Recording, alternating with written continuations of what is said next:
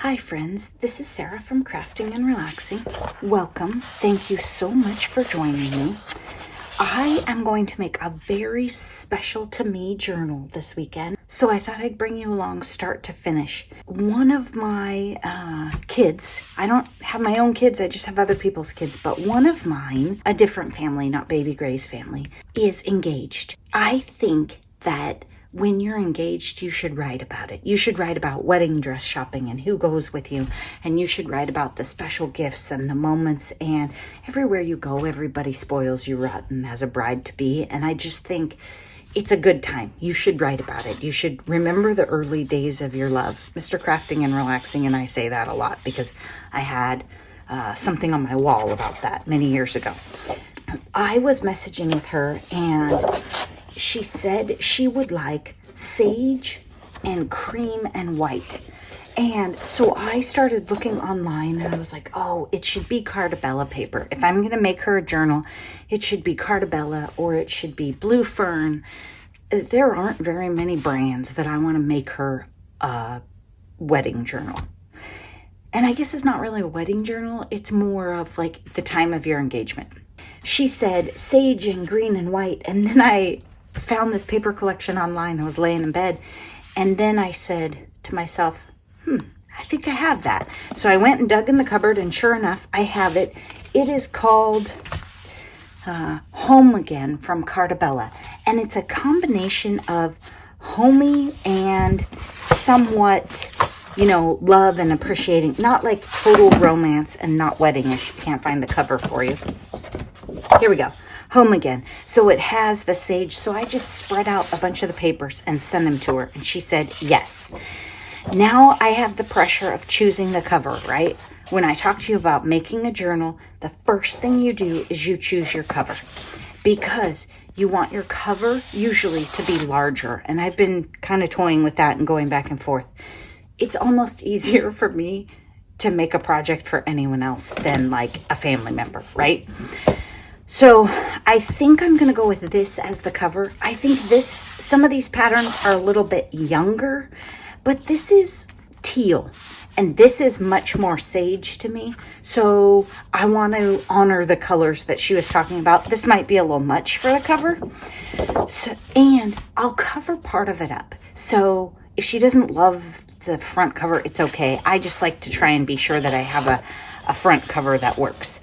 Then I'm looking for a piece of paper that I don't love the back on. I would like this to show. I'd like it to be perfectly sage, but it doesn't. That's okay. This one I'm torn on because I carry your heart with me. I carry it in my heart. I'm never without it. Anywhere I go, my dear, you are my world. I think that's lovely for this journal.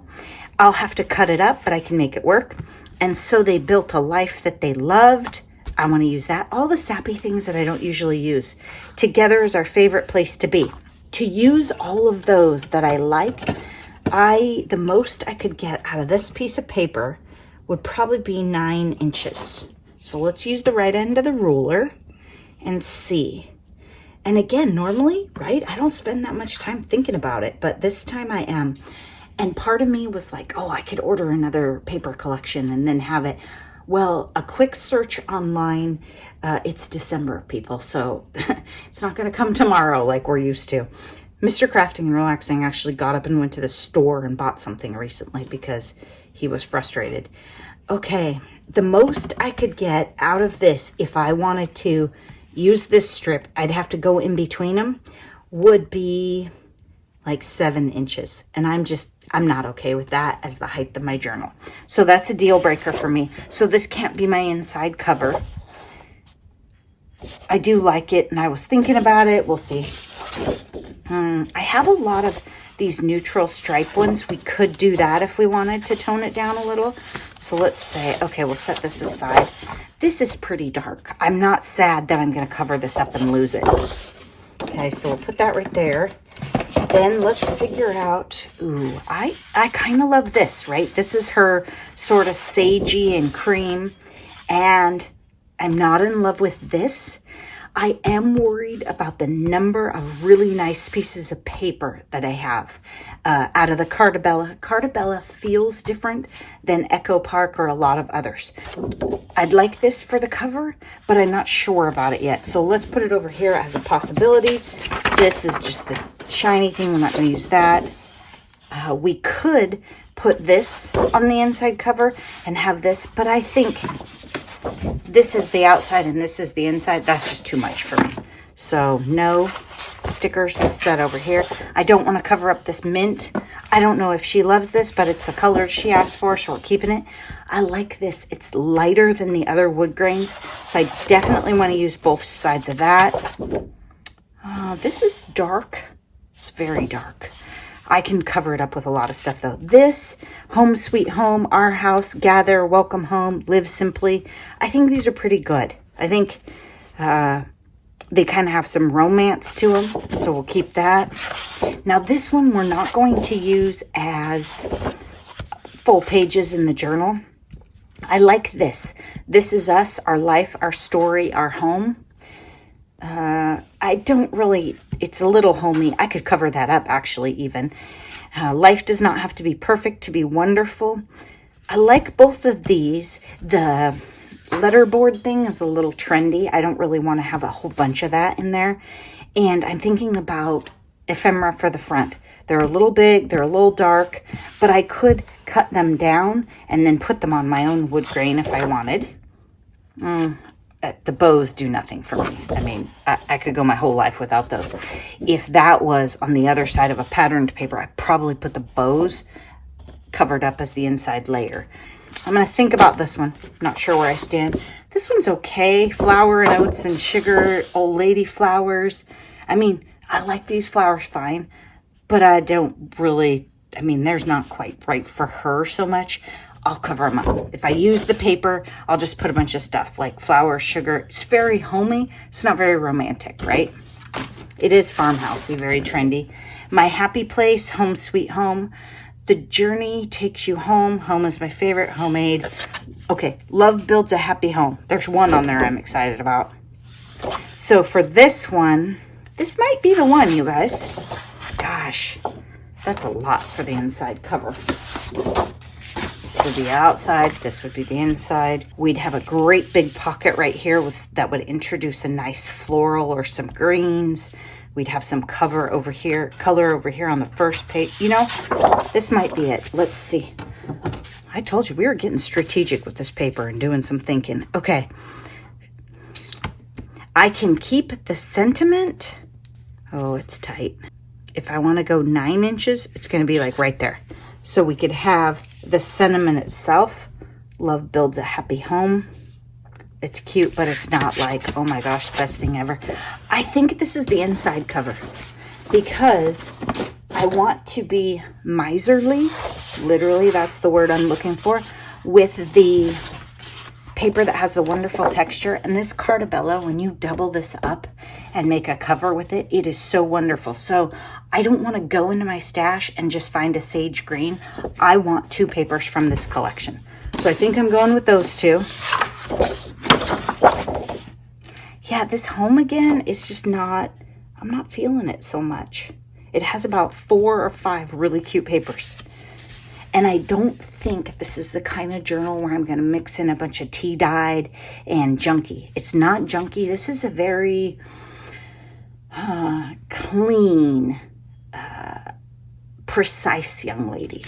I mean, her hair always looks better than mine. She's always dressed better. She's not like a crazy junk journal kind of type, I don't think. I don't feel that.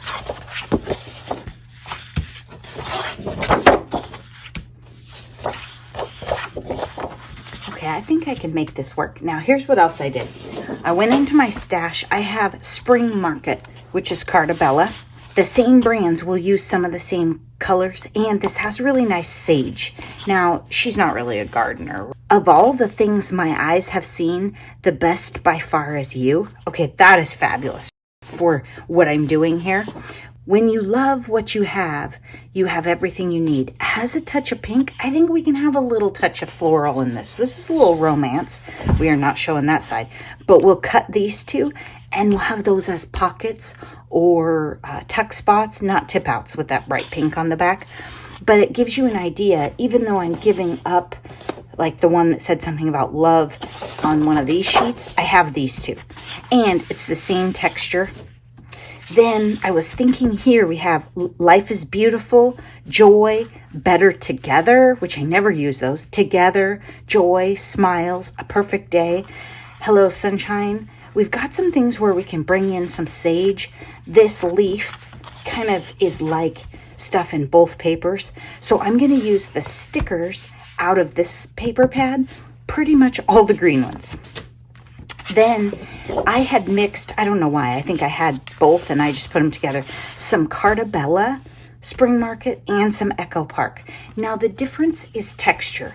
The Carta Bella comes with the luscious texture, like this one. It's from Spring Market, it's Carta Bella, it has great texture.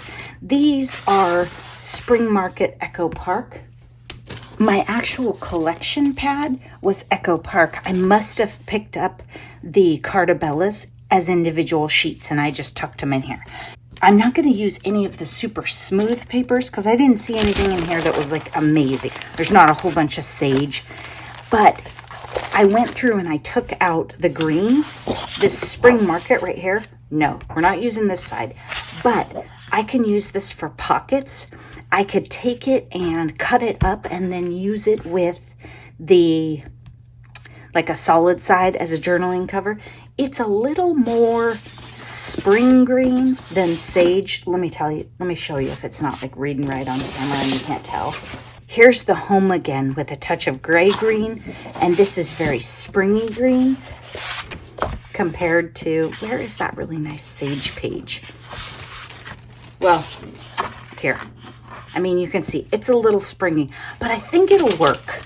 Anytime I want to bring in more green, I could do that. I'm going to stop overthinking everything and let's cut. Yep, I said cut. We're doing it.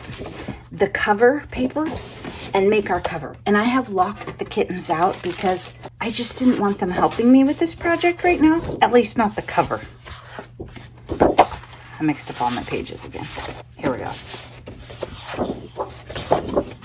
When you're looking for your cover, you want paper. You want a paper for the cover that you absolutely love or you think your recipient will love. And then you want the other side to not be something that you absolutely love because it's not going to show. I probably have made a cover where it is just one. I am going to try and save that because I'm going to cut this down anyway. Where it is just one layer. I'm going to go almost 9.5. I don't know if that's going to work. Probably not. Because I want to have room to straighten it out and change it up. Yeah, it's not going to work. I'm not going to worry about the sentiments. I'm just going to cut. Ooh, but I am going to have this nice green section right here. I want that. So I could have my happy place. No. But my favorite covers, I think, are 2 layers of Carta Bella. And I cut my cover pieces a little bigger than they need to be, and then I cut them down together. So I want my cover to be 9 inches high, and I'm going to cut my paper almost 9.5, and that's probably a little overkill, which isn't going to give me as big of a scrap down here as I'd like. So let's go 9.25 and hope we do this right. Now, if you've seen me do this before, I use my cutters a lot. I'm going to tape this thing up for a minute. I use my cutters to line things up quite a bit. And very often I don't cut both papers. I leave one hole so I can figure out what's going on. But here I just cut them both the same. And I'm going to put the glue on this one because it is the slightly smaller. Then I'm going to have to swap it. See, I mixed it up from the way I usually do it. But I don't want the glue edge sticking all out. So we're going to put the glue on this one. Be sure you don't put the glue on the side you want to see. Back side, glue. I'm using art glitter glue. My bottle's so worn out you can't tell that. You want your heat to be off. Mine is not. and if it's blowing right on you, and you want your glue to be flowing pretty freely. Mine's decent, but not great. So sorry, you're gonna get a lot of scratchy because I'm trying to get the glue out, and the texture of this is just so much. So sometimes you want your glue to be clogged up. Like if I'm doing ephemera and detailed stuff, I want my glue pretty clogged up. But in this instance, I want it flowing, because if I'm too skimpy with the glue, it will literally be drying before I'm ready. The beads will be too narrow. Like these, you don't want it like that. You want like big beads. And there you go. You'll be able to tell because it is white when it's wet. So I've got to wash my glue tip out. This is not the brand of glue's fault. This bottle is years old. I should probably just tell Santa I need a new one. And I forgot to rinse and wash it the last 2 times I refilled it. So the tip is not clear. Does that make sense?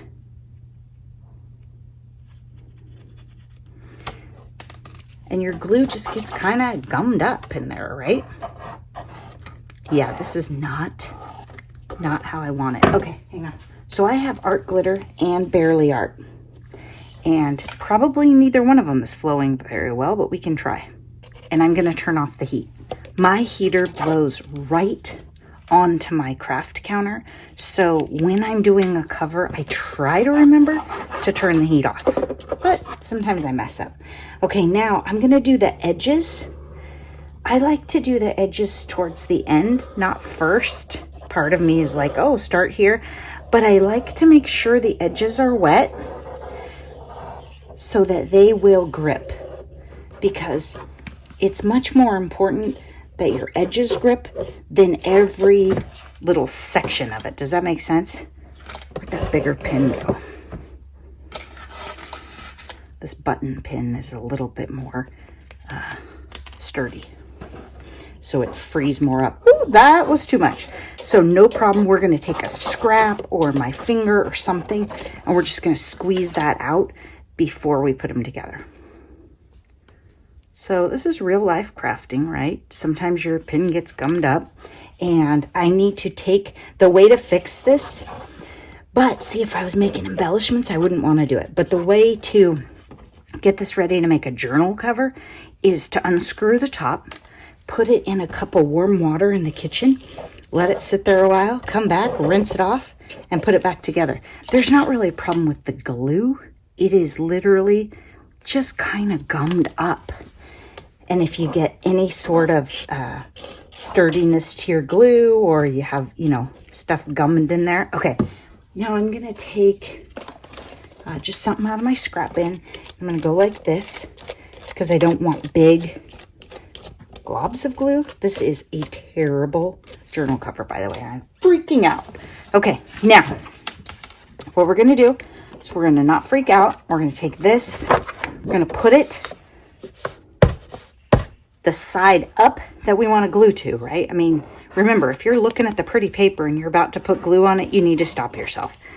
Most of the time you would just change your mind and have to do your cover different, but this time I would not make a cover with these. Now I'm turning this over.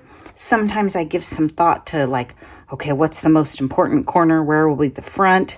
I am covered in glue. We have taken too long. We just need to put it down. So I use the edge of my cutter, sorry you couldn't quite see, and line it up there. And then I'm pushing it out this way, and I can even pick this up, getting the glue that's squishing out. I love to have Kleenexes handy when I craft. And then if you don't have one of these, or if you're new here and you haven't seen it, my friend Noni made it for me, and it is fabulous. And I try very hard, I don't always do it, not to get glue on it. So I try not to go over the edges, because we're probably gonna have some glue squish out. That's okay. I'm gonna take it off the cutter now because it is stuck down. I'm gonna go really well right down the edges with my Kleenex. If any comes out, my Kleenex will drink it up. And I'm following the line, so I'm not catching. I'm just going this way. Now, it was longer that way, so I'm gonna flip it just to be sure I'm not getting glue on the counter. Art glitter glue usually dries pretty clear and clean, but still, I don't want to smear it all over my cover. Okay, I am covered in glue, but the cover itself is pretty good. Now, the other thing that I do before it dries all the way is I make it fold. I just require that it fold. And sometimes I fold the paper a little bit ahead of time. I considered that on this and I just totally forgot. Kind of just break it down until you're doing this. You probably won't like it a lot, but you're doing it. Now you can see one of my pieces of paper is bigger. See how it's sticking out? That is no problem. We're going to trim it. I'm also envisioning rounded corners. I gave it some thought and I want rounded corners. I don't know if she does, but I do. Now, my hands are filthy, so I'm going to run into the kitchen, wash them, come back. I probably shouldn't have made this journal on camera because I think doing projects on camera sometimes just jinxes them anyway. Okay, so I've got a bit of a ripple right here that I don't love, and I can feel it, and it's bothering me. And my bone folder is in the other room. Now, what are we going to do about that? Okay, well, first of all, it can be the back. And second of all, I'm just trying to figure out what's going on. Like, was it an air bubble? Did I not get enough glue in there? I am breaking down the paper a little bit, and that's okay. Sometimes you have to convince it. And using a nice quality paper like this, it's going to fight you more. If I had used the Echo Park version of this to make a cover, it wouldn't fight me as much. It just wouldn't. Okay, I'm checking the edges to see. Now, we left a little extra, remember? So what I'm going to do is I'm going to cut it down so that it's nice and square and clean. And how you do this part depends a little bit on your cutter. This cutter can handle it. It can handle 2 layers of Cartabella and give me a beautiful cut. Not every cutter can. Okay, so you need to keep that in mind. And you might need to cut your pieces both the same size. Now, it looks to me like my edges are lined up beautifully, but just in case, I took a hair off. And I check each one before I go to the next one to be sure, because I only have so much space to work with on each one, especially this way. Now, don't forget, I left this tall, so I want to cut this down to 9. So I'm going to take off a little more. Sometimes I forget that. Then my journal ends up taller. Not the end of the world, but kind of a bummer if you're doing like assembly line work and you had everything prepped all in standard sizes. Now I can see here on this one, it is not perfectly straight and one layer sticking out, and I don't like that. So I'm checking and setting it on the cutter and making sure that everything's square, because I don't want to trim the left and right edges a whole bunch, because I used the full length of the paper, and if I trim them down too much, my journal won't be the size I want. Now, the paper is cut square, my fold is not square. Okay, so I'm gonna crimp this a little more, just with my fingers.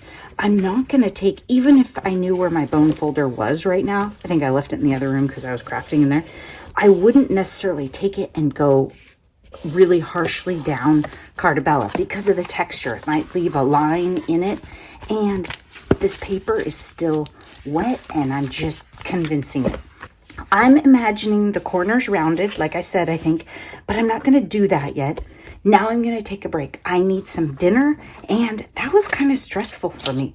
When you make a project for someone that you wished for and waited for before they were born and sat with their mom and hoped for, it's a lot.